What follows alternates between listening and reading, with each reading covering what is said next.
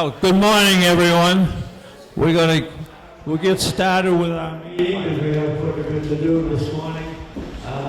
People that don't know who I am, I'm Ken Vinton, running the TRIAD, going down into my 12th year. So I think I'm doing pretty good so far. And then I just made 80. Oh, I'm sorry. I just made 90 years old, so I think between the 12 years and the 90, and I got maybe 10 years more to go, and then somebody else can take over. Anyway, because of a special meeting this morning, which involves the town individuals, I'm going to give you a future guest speaker, and then turn the rest of the meeting over to Gene Klink, and then you'll get going with the presentation.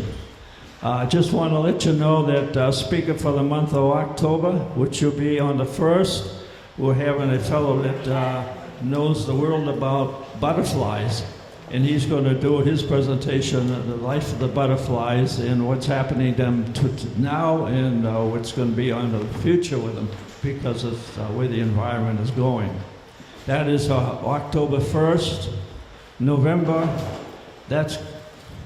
will be on the 5th, and this meeting will be done by the Halifax Fire Department. And right now, I think that Captain Cazuzo, he is going to be doing the work with probably the EMTs and so forth. But that's for November 5th. Our last meeting for the year is going to be on December 3rd, which we do not have speakers for, because we have election of officers, and then we have a small Christmas party with everybody that comes. And that ends it for the year. And now I found out this morning that starting in January, our speaker will be Kathy Lenatra, who is the state rep, as you know. So that is what's happening coming up the rest of the year. So right now, I'll ask Jean Klink to take over, and she can introduce the people that will be explaining the program this morning, and we will get it. And it's being recorded, because I thought if we get this recorded, then we can be played over the 58 channel, and a lot of people at home that cannot sometimes get here, they can see it. So, Jean, it's all yours for Hi everyone, we're the Halifax Hope Committee. We call ourselves Hope, and that stands for Halifax Opportunity to Preserve and Enhance.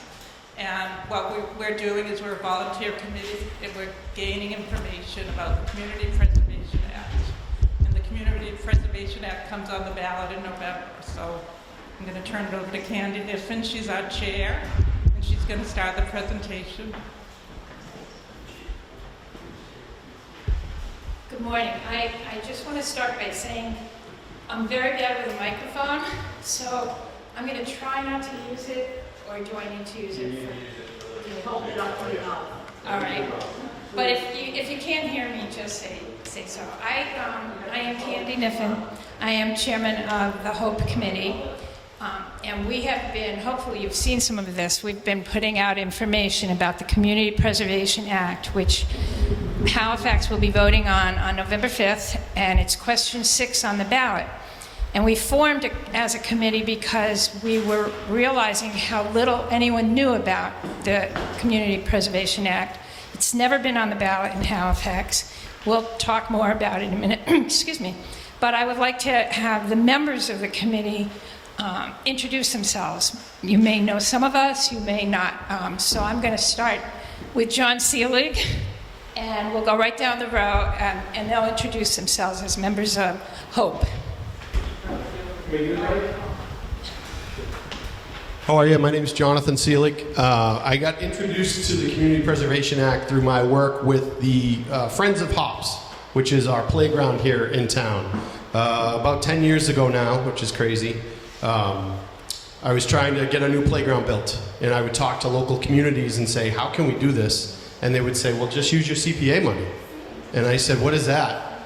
And they said, no, it's the Community Preservation Act. You know, doesn't your town do CPA? And I unfortunately looked up, and you'll see the map. We're one of the only towns in the area that doesn't.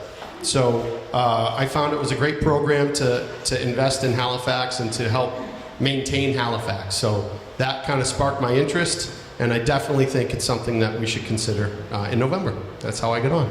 Here is Shirley Graff. Hi. Go for it. I'm Shirley Graff. I've lived in town since 1983. I'm a retired bookkeeper, accountant for small businesses.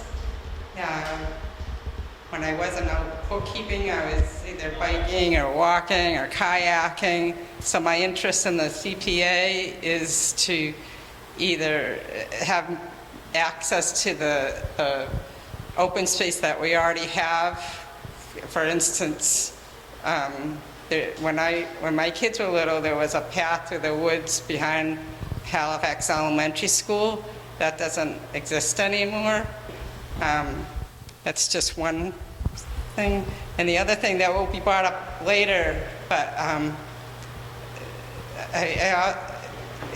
the other thing is historic preservation. We have this amazing asset in town, the blacksmith shop. When I was a kid, I went to the Mystic Seaport, and there's a blacksmith shop there, and when I was like 8 or 9, I got to do the bellows, and that was just so, I mean, I still remember that as like one of my favorite memories as a kid. And when my kids were little, with the holidays in Halifax, that blacksmith shop was open, and people could go in and see the blacksmith shop operating. Right now, it's structurally unsound, so you can't go in. CPA funds, if we pass that, that would be one other case of where those funds could go. That's it. And so this is John Say. I'm John Shea. I brought my wife with me. She doesn't want to be recognized, but I brought my wife with me. I'm the barber in town. I was on the school committee here. I was on the baseball, commissioner for baseball here for about 30 years. And I'm on the Historical District Commission. And I heard about the CPA. And I've known about it anyway for a long time. But like the previous speaker was saying, and she already talked about the blacksmith shop and how it needs repairs, and if we had the money, we could have done it. The blacksmith shop goes more than just an old building with artifacts in it and old history. The blacksmith was the first, he was a deacon in the church here. He was the first fire chief in town. His wife was the first elected school committee member in the town of Halifax before women had the right to vote, about 1912. And their son wrote the history of Halifax. So there's more history to that building than just a building with artifacts in it. So it needs to be preserved. Right now we're in a process, hopefully we're going to get some money to do that. If we had the funds from the CPA, we could have done it. We also had to replace the chimneys in the Pope's Tavern, windows in the Pope's Tavern. We had windows all installed here over the years. All this could have been, with that plus funds and everything else, could have been used. That kind of money could have been used for those kind of projects. We also have a Brockton store that needs some repairs. So these funds, rather than go to the town meeting all the time and ask for money, this money is set aside by the by the people. The next one is Bob Niffen. Thank you, John. My name is Bob Niffen. I've been a resident of Halifax since, my wife and I have been residents of Halifax since 1986, 76, sorry. Raised our children here. They all went through the school system and had a wonderful education here in Halifax. I served on the school committee for 13 years way back in the 80s. And I was very proud to be a member of that school committee. And I came across the CPA through Candy's research. I look at it as an investment in the future of Halifax. It's kind of like a savings account, except with a savings account, you might get 5% interest on it. With the CPA funds, you invest a certain amount of money and probably could get between 20-30% back on your money. It's an investment in the future of Halifax, in projects that probably couldn't be covered by the general budget, as John said, but it's a great investment in many different aspects of the town, and we'll talk about that in a few minutes. But I got interested in it. It's just a great program that I think the advantages far outweigh the disadvantages, if any. So I hope you'll support the CPA in November. So thank you very much. And next is, Jean, I'm sorry. Hi, I'm Jean Kling. I've been a resident of Halifax since 1998. My husband Brian and I have raised our children here. And I used to be a teacher in Hanover for 34 years, and I can remember one of our favorite field trips with third graders was to go to all the historical. They had a schoolhouse. They also had a blacksmith shop. They had a few other things, monuments and whatnot, that the third graders could visit and see. It was part of the curriculum. And I thought that, the children seemed to think that was about one of the best things they could do, was find out more about their town. So I know CPA money can help with preserving. And I think, I hear a lot about wanting to preserve the character of our small town. And I think this is one way that we can do it. It seems like a great program. I'm learning more every day, so I'm kind of feeling more and more excited about the possibility. Turn it over to my husband, Brian. Good morning, everybody. Brian Kling, also a resident of Halifax. My lovely wife, Jean. Just real quick, so we can get into the rest of the program here. So as Jean mentioned, we've been residents since 1998. So a while ago, which she did not mention, we had considered trying to move out of town because we didn't like the direction of the town and didn't like what was happening here. We started seeing things change and decided that we wanted to be a part of the long-term success here of the town of Halifax too. So we think that CPA, I don't want to speak for you, but we think CPA is one way to do that, and we're fully engaged and really hopeful that this is going to pass. So thanks for your time. We do have a presentation coming up here, and I think we're going back to you now, Candy? All right, so thanks for your time. So I think you can see that we are all longtime residents of Halifax.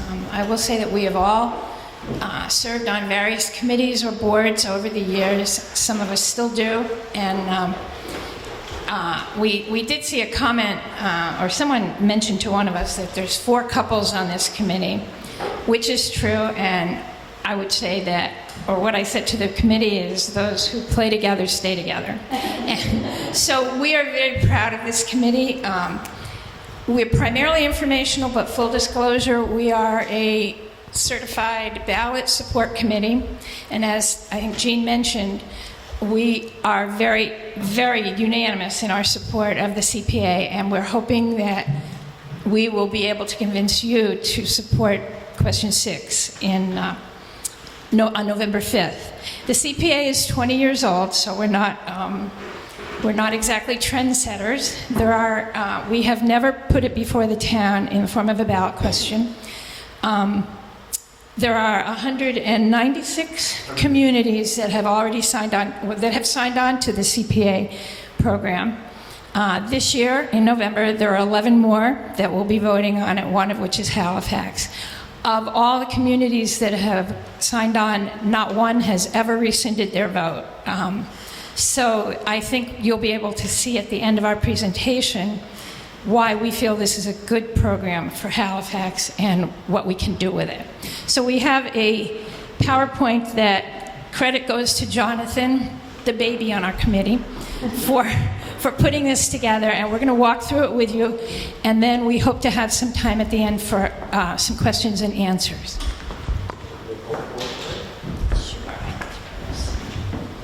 Okay. The Community Preservation Act allows communities to set aside a sum of money or to assess money that can only be specifically spent on historic preservation, open space, recreation, and affordable housing. The funds are collected as a 1.5% annual contribution based on our property taxes. But there are some generous abatements in this program. One, everyone gets $100,000 taken off the value of their home. So the CPA assessment is based on, if your home is valued at $500,000, it will be based on $400,000.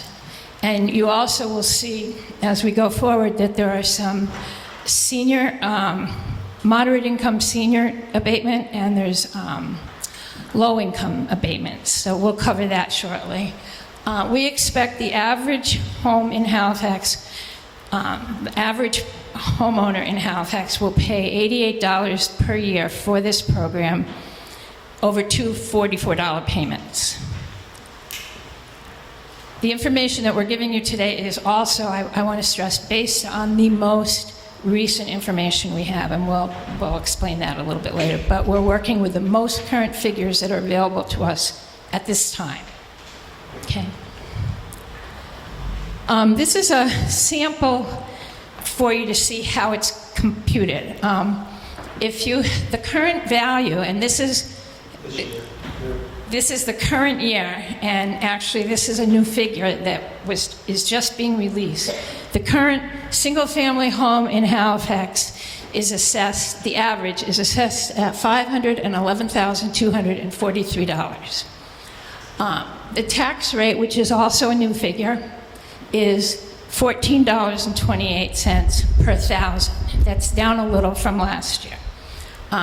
So if you take these two and multiply them, this is what your property tax bill would be. With the CPA $100,000 residential exemption, this is aside from any other exemptions or abatements, the taxable value will be $411,243. If the surcharge is 1.5% on that figure, which amounts to $88.08 per average home in Halifax. So your tax bill would go from $7,300.55 to $7,388.63. Yep. Exemptions. I'm sure this is one of the most important portions for today's presentation. You do have a sheet that we distributed when you came in that shows you the exemptions. These figures are based on figures that are given to us from the Committee of HUD, Department of HUD, Housing and Urban Development. And they're based on the average income for this area that we've been assigned to. So if you look, if you and your husband are the only ones in your household and you're over 60, only one of you has to be over 60. The oldest person in the home needs to be over 60. If you make less than $76,980, you will have a full abatement from this charge. Yes? Actually, Candy, it would be for two, so I'm sorry. For a household of two, thank you. You can make up to $87,920.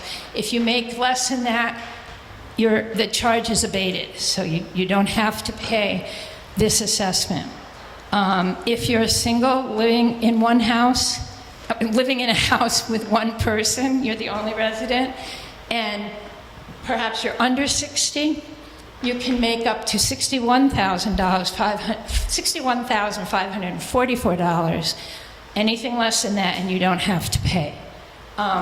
So we think this is self-explanatory, but we will have questions at the end if you have any questions about the abatements. But all you have to do is look at your family size, the age of the oldest resident, and you can determine what the abatements, what the income maximum is for you in order to be not assessed this charge. And Candy, really quick, and a good part about that, guys, is you're exempt from the program. You don't have to pay into the program. You can still reap the benefits of the program. Let's say we do a project that creates a space in Halifax. These folks that are exempt, you still get to use it. You don't have to pay for it. You still get to enjoy the benefits of it. So we think that's a huge thing too. Right. Okay. A short version is there are currently 2,800 tax bills mailed out in Halifax. If you multiply that by $88 per tax bill, the estimate, and this is only based on the average home price, some will be less, some will be more. The estimated money that we will collect is $246,400. Plus, we receive an annual percentage of matching funds from the state's Community Preservation Trust Fund. That varies from year to year depending on the number of towns that are enrolled in the CPA, and also the amount of money in the trust fund. And I'll just diverge for 1 minute.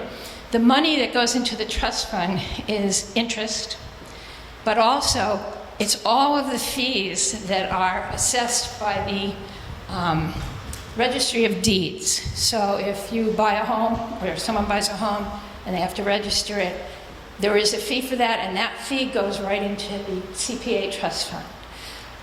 If there's a lien put on a piece of property, there's a fee for that. All of these monies that come in to the Registry of Deeds goes into, all the fees go into the state's Community Preservation Trust Fund, and that's where the money comes from that they give the towns. Good? Sure. This map is pretty telling, so we wanted to share it with you. This is the communities, this is communities south of Boston. All of the ones in green are CPA communities. You'll see Halifax right here in yellow, and you'll see Brockton, the city of Brockton, and East Bridgewater, and I haven't... Avon. And I'm not positive, but I heard that East Bridgewater is one of the communities that has this on the ballot this year. I don't know if that's true or not, but it would be nice to see more green on this map. Okay. All right, this is what these communities have received in total from just the state since they enrolled in CPA. So just looking at, I'll mention Carver because Carver's been in it for quite a while, and they are assessing at a rate of 3%. We're requesting 1.5%. But they are assessing at 3%, and they've received over $4 million from the state since they signed on. And the projects that they are completing are so impressive. Kingston is another one. Kingston has received over $3 million from the state funding, not local, in addition to their local funding. And honestly, they started out at 3%, and they went through the whole process again and reduced the figure to 1 because they had so much money. And they were getting so much cooperation from the town that they thought it would be a reasonable thing to do to reduce the rate of assessment. So Kingston now, my understanding is Kingston now assesses at 1%. And they too have done amazing things with the money that they've had. You can see this. Pembroke has received over $1 million in addition to what they collected at the local level. And this is all money that it can only be spent on those 4 areas which are very often not funded or underfunded, or we put off important projects and kick it down the road because we don't have enough money in our own budgets to do them. But we all value our town greatly and its assets. And so this is an opportunity that the state has given us to do that. The average over the last 5 years from the state has been 26.6%. Now, some people have said, well, used to be 100%. When this program started, it was 100%. And Kingston was one of the communities that got in right away. But over the years, more towns have joined. We've gone through COVID, and the real estate market has suffered. Our anticipation is that that's going to improve. We may never get back to 100%, but our question is, where can you get 26.6 return on your money? So we'll take this. We'll take whatever they deem is reasonable that year. CPA is different than our taxes. The first thing is because we get a percentage of matching funds from the state. We get none of that for our taxes. We're on our own. It can be used, this is another thing, the CPA funds, many federal and state grants require matching funds.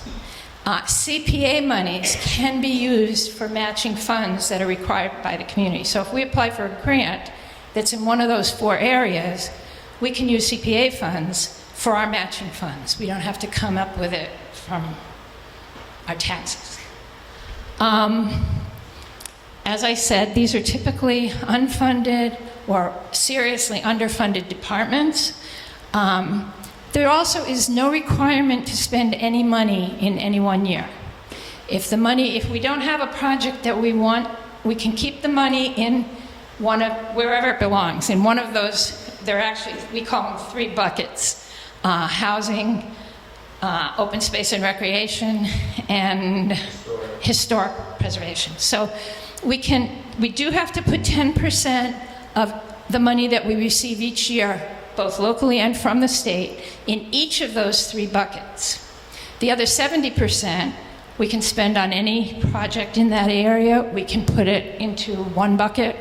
We can decide where the other 70% goes, but there's no requirement that we spend any money in any year, and if we don't, it continues to accrue interest.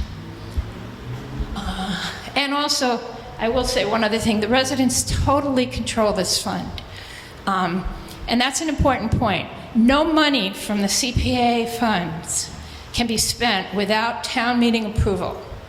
And we'll get into that just a little later, but it's totally us that decides where we spend our CPA money. And I've been involved in town government for many, many years, and that's probably this is probably the best program I've ever seen. It's not, I don't want to cast any aspersions because we have so many great volunteers in town, but this isn't decided by a committee.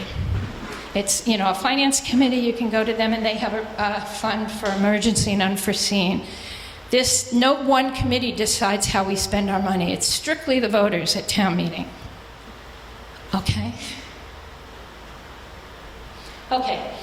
Because we're optimists, we're going to say that the CPA question passes on the ballot. What's next? Okay. The next thing after the ballot question is the Board of Selectmen and whatever committee they employ will draft a bylaw establishing a community preservation committee. This is required, and the community preservation bylaw is then brought to town meeting, and what that does, that bylaw establishes the community preservation committee. It's brought to town meeting votes and hopefully adopts the bylaw. After that, the selectmen draft a community preservation committee. And I'll explain what that committee is made up of in a moment. And that committee's first charge is to draft a community preservation plan. Then our first assessment will occur in November 2025. I'm ready for you. All right, sorry. Or you. There you go. All right. Do we have... What's that? 2 of this slide, and they were both different. 2 from now, 2. This is the only one we have that says how our funds managed and dispersed? Yeah. Okay. The way the funds are managed is the Community Preservation Committee receives and reviews and facilitates all of the applications for funding annually. Again, 10%, they have to place 10% of the funds, and we have to maintain 10% at all times of the funds in those 3 buckets. But then they bring their recommendations to town meeting, and they're reviewed as an article on the town meeting warrant, and we vote. Again, we have total control over what we choose to fund. This is the Community Preservation Committee, and this is a requirement. These committees have to be represented on, or boards have to be represented on the Community Preservation Committee. I think we can see why. The Conservation Commission, the Historic Commission, Housing Authority, Park Commissioner, and the Planning Board. Those committees are the ones most closely in touch with these buckets. They understand, so they require one member of each of those committees be on the Community Preservation Committee, and up to 4 members at large, which can be from other committees. It can be you or me, people in the town that have an interest in this. If we don't have, say, a housing authority, the selectmen can appoint someone to represent the interests of the housing authority onto that committee. So I would say the committee is required to have some expertise in the area of community preservation. Yeah, that's the second one. I think we covered this. Okay, now we're going to just give you a little information about the 3 buckets. And for that, I'm going to sit down, and for open space, I'm going to introduce Brian Kling, who has done some work on this in this area. Thanks, Candy. Good morning again. So I'm here to talk to you about open spaces, and what does open spaces mean? So I'm curious as to see what anybody has to say about that, if anything. So what exactly would you guys consider to be open spaces?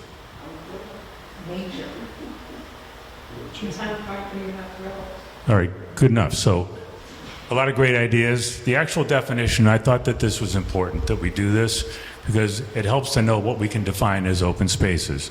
Open space shall include but not be limited to land to protect existing and future well fields, aquifers and recharge areas, watershed land, agricultural land, grasslands, fields, forest land, fresh and saltwater marshes and other wetlands, ocean, river, stream, lake, and pond frontage, beaches, dunes, and other coastal lands, lands to protect scenic vistas, land for wildlife or nature preserve, and land for recreational use.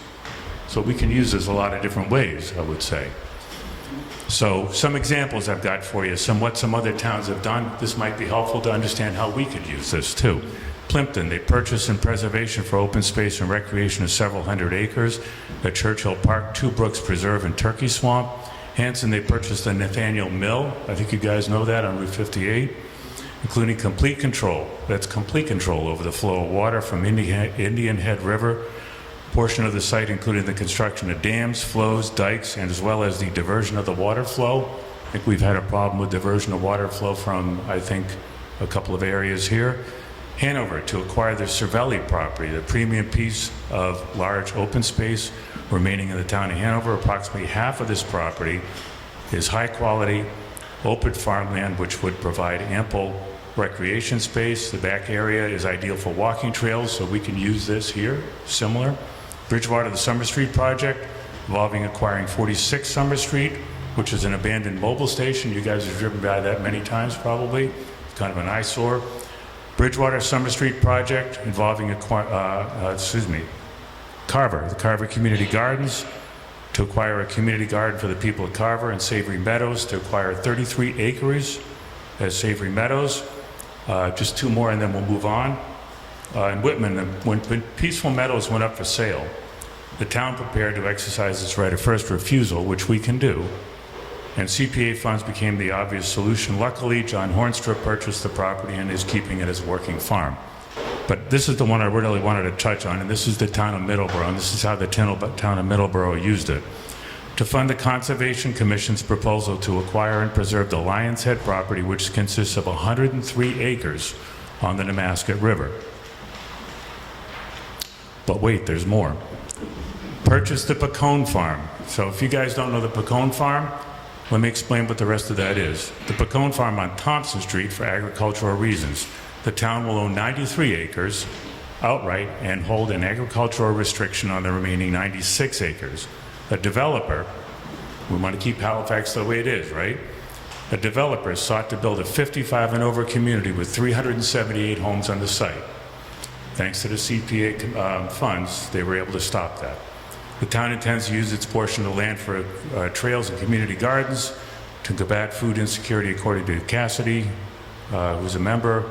Potential Halifax uses, so how can we use this? Any fields, woods, waterfront areas, marshes, etc., to be saved in their current state or developed for recreational uses. Open spaces can be combined with any or all of the other 3 categories on a larger project. So some ideas: the town beach at Lincoln Street, walking trails behind Halifax Elementary School, including the one in the woods behind the school, which used to exist, creation of trails and parking at the Randall Hilliard Conservation Area, and working with the water department to the walking trails at the Camp Osequan. So that's open spaces, and just some of the things that we could do. Who's next? I'll talk, thank you, Brian, and I'm going to talk about rec. You know, some of the recreational areas that we have that we could have used this stuff for. So obviously the big one that got me involved was hops. That was $250,000. That's a $250,000 playground right there. We could have used CPA money instead of waiting 7 years. It took our committee 7 years to fundraise. We had chops for hops, hop for hops. We had, if it rhymed with hops, we did it, right? So it took us 7 years to raise that money. If we're a CPA community, that playground is built in a year and a half. And we have a generation of kids. It's funny, my kids always complain, Dad, the playground's finally built. We're too old to play on it now. My kids are all at middle school by the time it was done. So that's what it can help with. The walking trail, I don't know if you folks have walked around our walking trail around the park there. That's in some rough shape. And then we just built a Gaga ball pit, which is, if you don't know, ask the young kids. It's all the rage. That could have been one as well. And then other future projects that could qualify.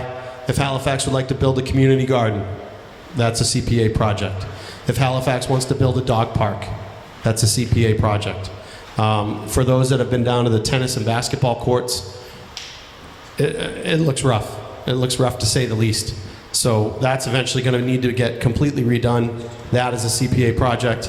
And again, fixing that walking trail could be a project as well. And then other ones that could include as well, as Brian said, the Lincoln Street Beach down on Lincoln Street. That's a hidden jewel in Halifax that could be even better. So we could use that there. The other issue that we're running into, guys, is the American Disabilities Act, the ADA, which is a mandate from the state that says all of your town areas have to be handicap accessible, right? So a lot of the areas in our town were put together before that came into play. So the state is giving us a deadline to say, okay, Halifax, you got to make these ADA accessible. So right now, we're working on making our beach accessible to everybody. So ADA, you'll see here in town, guys, they just redid, I don't know if you saw the crews over at the school, you saw the crews at the library, that's all part of ADA to make those buildings accessible. There's going to be a project again over at the COA. So ADA is a huge part. It's a big draw on our money, I'll be honest, for Halifax. So the CPA program can help get us ADA compliant, which is huge.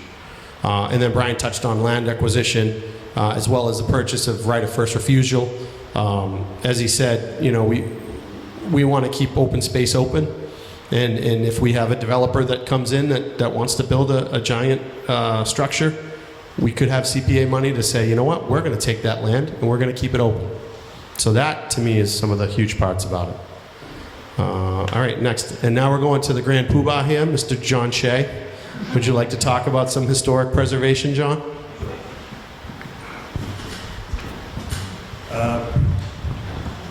About 1997, we moved the blacksmith shop to its present location, and we had to go to the town meeting and ask for funds to save the building.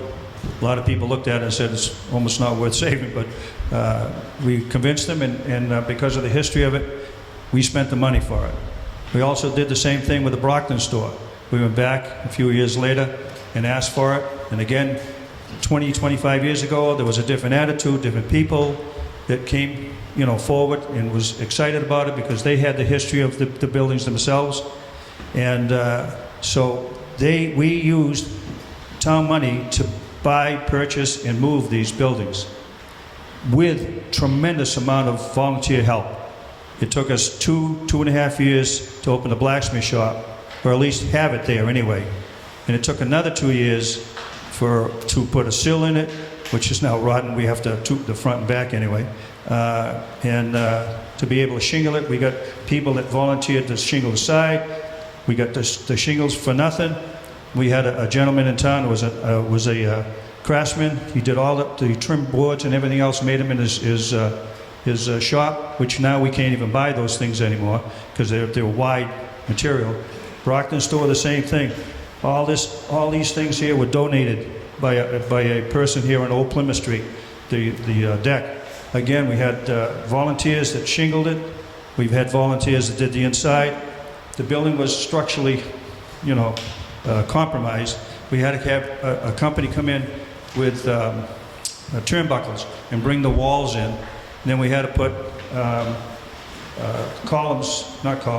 posts downstairs to support the first floor and the second floor, because this was all that construction at all one huge 2x4 and it was kind of wobbly. So between the town spending a lot of money buying these buildings with an interest to save the history of the town we had, and the volunteer help. And by the way, there was a gentleman, I went to a gentleman, if I can use his name, Mr. Peck. I went to see him, and we needed to put a foundation into this Brockton store. He came, whoever he had came in and dug the hole. Then we had a company come in and put the foundation in, and he gave us a cost price, which we still had to pay. And then he had them backfill it. The same thing with the foundation on the blacksmith shop. It's a 4-foot foundation. It's solid. And the same thing. We just happened to have, we dug the hole, got the sand out of there, and then we needed to have the backfill. They happened to be putting the train station down in Kingston, and they needed to get rid of some of the sand that was there.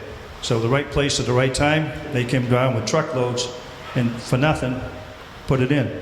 So you know that there was a lot of volunteer help along with the towns. Now, if this was a CPA, we could have taken some of these funds, or all these funds, to move this building down was $6,500. Doesn't sound like much, but we had to raise the money to have that done. So, and I neglected to tell you that my wife's name is Judy. She was born and brought up here. Her father was born and brought up here, and her grandfather was the blacksmith in town. Judy's also the one that puts on Facebook all the history pictures and stories and stuff like that. And her grandfather was also 22 years selectman here in this town also. I forgot to mention that earlier.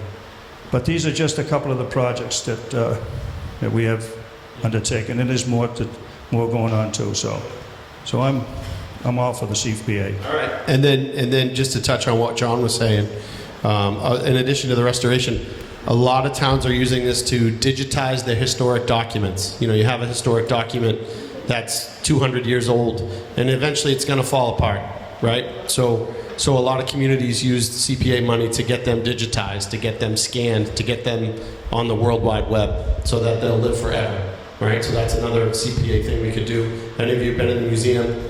So much history in there that we could preserve on the web so that it never dies. So there's that. And then we have great historic cemeteries here in town as well that are in rough shape just thanks to Mother Nature. So we could use, if the town decided, we could use CPA funding to help our cemeteries. Again, that's the great part, guys. We decide what we want to spend on these projects. Just to jump on that real quick, I'll just point out that one of the highlights of our town year is holidays in Halifax in December, and that takes place almost entirely in our historic district. The church is a historic building as well, and people are able to go into the buildings to the extent that they are the blacksmith shop we have to look at from outside, but people bring their families from other towns to holidays in Halifax because I would say primarily of the treasures that we have that night on display. The next, I think, the next is affordable housing, which is not a bad word, does not need to be a bad word. So far, over 29,000 affordable housing units have been created and supported by the CPA. This money can also be used, some communities have used this money for rental assistance programs. Others have hired a housing coordinator to study the housing needs in that town and make recommendations. Others, and I will cite one in North Andover, other communities have employed what's called adaptive reuse. And in North Andover, they purchased an abandoned nursing home and renovated it into affordable housing apartments for eligible families. A lot of towns aren't there yet with affordable housing or land they want to purchase, but they have established what's called an affordable housing trust fund, and there's also an opportunity for a conservation trust fund similarly, because just briefly the way that works is they put money in this trust fund from the affordable housing bucket, and when land becomes available for either open space or conservation or housing, a lot that we might want to put a housing project on for seniors or for veterans or for disabled residents.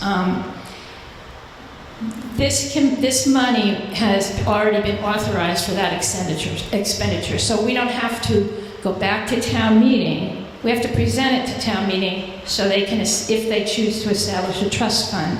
But if land becomes available and it's deemed something we want to exercise our right to first refusal on, we can go ahead and purchase that, or the CPA committee can go ahead and purchase that land so we don't lose it, because we know how fast properties are going whenever they go on the market. The other thing is we can buy empty buildings, empty homes, and refurbish them and keep them as affordable housing within our community. So there's a lot of opportunity to, did I cover everything up there? Okay, we can go to the next slide. So there's just so many choices, and they're all our choices on what we want to do with this money that we acquire. We also have a 5-year capital plan that we have adopted, and these are all items on that plan that would qualify for CPA funding. The exterior of this town hall needs some serious work. The recreation courts, Jonathan mentioned them, the tennis courts. I'll go one step further and say that I think they're already a liability to the town. If they're not, it's just a matter of time. If you take a ride down the other side of the elementary school, you'll see the tennis courts. The nets are gone because it's not safe to play on.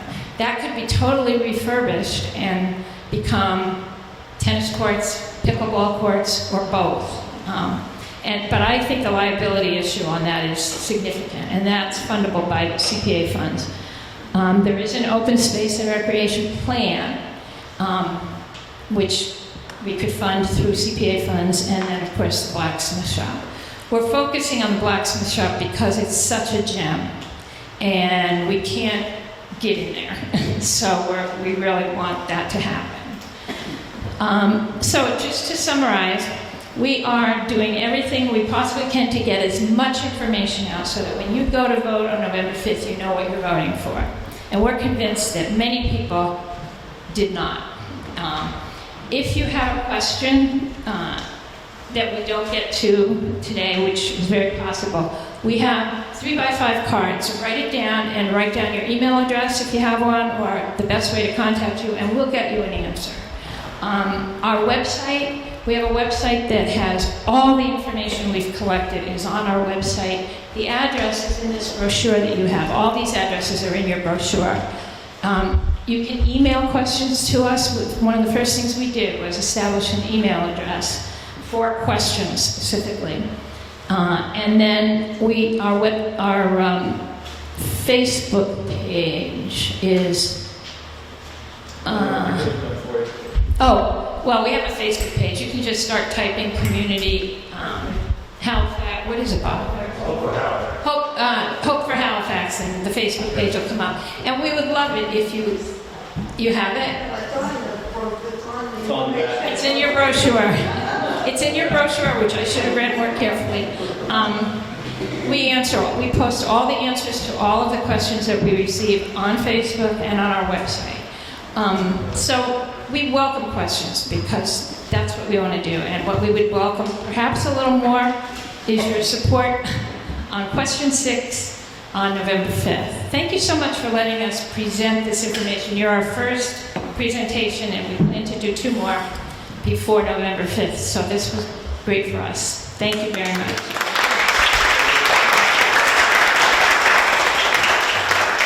I will just, I don't know if there's time for a few questions, but we would be happy to answer if anyone has a question. Yes. Just had a couple of quick ones. Tom Pratt, I live in town, have for 12 years. Has a $100,000 reduction, is that state regulated or is that Halifax's idea?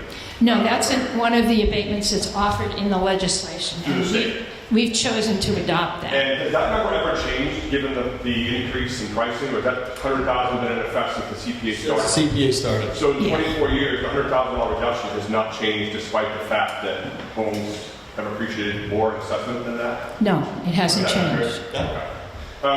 When, I know this is beyond your control, but when it passes, and I hope it does for you folks, thank you for all your time and effort, when their committee is set up, is it possible, because housing is such a hot button topic these days, and I think that might be one of the biggest obstacles you face in this passage, given the MBTA zoning and December and so forth. A lot of balls moving at one time.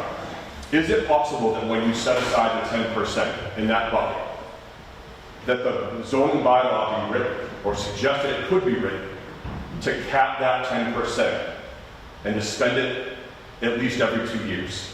So that in your example, $24,000 in this year's budget, $24,000 would get put in that bucket. Is it possible to appease some fears about housing, to not allow that to accumulate over more than a 2-year period? So at no time is there more than $50,000 in that bucket. In other words, you collect $25,000 a year. Is it possible to be written into the bylaw that that money is spent on a biannual basis so that it doesn't accumulate hundreds of thousands of dollars to allow for the purchase of land that could then be put into a housing bucket, which could change the scope of Halifax, which I think is the biggest concern that some people face? I'm simply asking, is it possible to write that in so that that money never exceeds $50,000, so that the land acquisition is not possible? I mean, Well, I just want to say that we don't know the answer to that question. We know that we have to keep 10% of the funds that we have in that bucket. As to what the figure that we might be able to cap it at, we will look into that. I suspect no. I know that the state requires us to keep 10% in it, at all times, Tom. Right. But I want to make sure we understand too, when people hear housing, they think of housing units and development and all that stuff. There's also great plans for our veterans, right? For housing assistance, for our disabled people for housing. So I think when people hear housing, instantly the fur goes up, right? Right, that was my first. Right, and I understand. And given the MBTA situation, I absolutely understand. But I want to make sure we know this has to be voted by the people, right? Whatever we decide, housing or otherwise, in any of these buckets, it's going to be a town meeting vote. So I don't want to speak for the committee. I would like to see our veterans taken care of, our disabled, for housing money. I would like to see it go in that direction.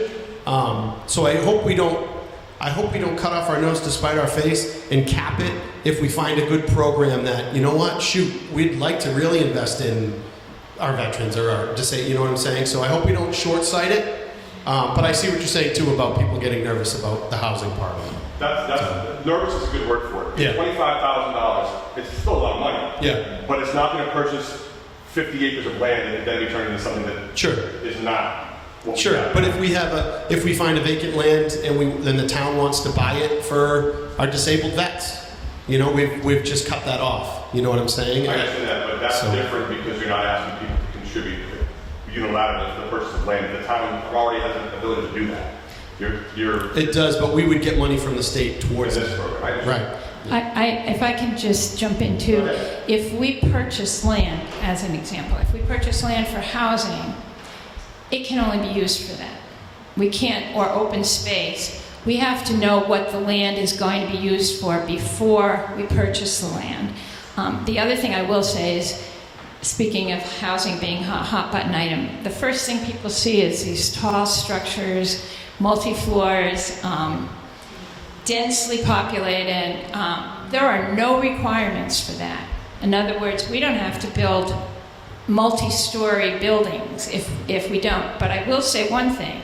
Halifax, and I hope I'm not stepping on toes here, but when I was involved in the interviewing of potential town administrators, and at the time, one of the questions we asked them was, what do you know about Halifax? Because they were all from out of town. And without exception, every one of them said to us, I know that you have a very out-of-date master plan. We really don't have a master plan, it's so out of date, and that is a top priority.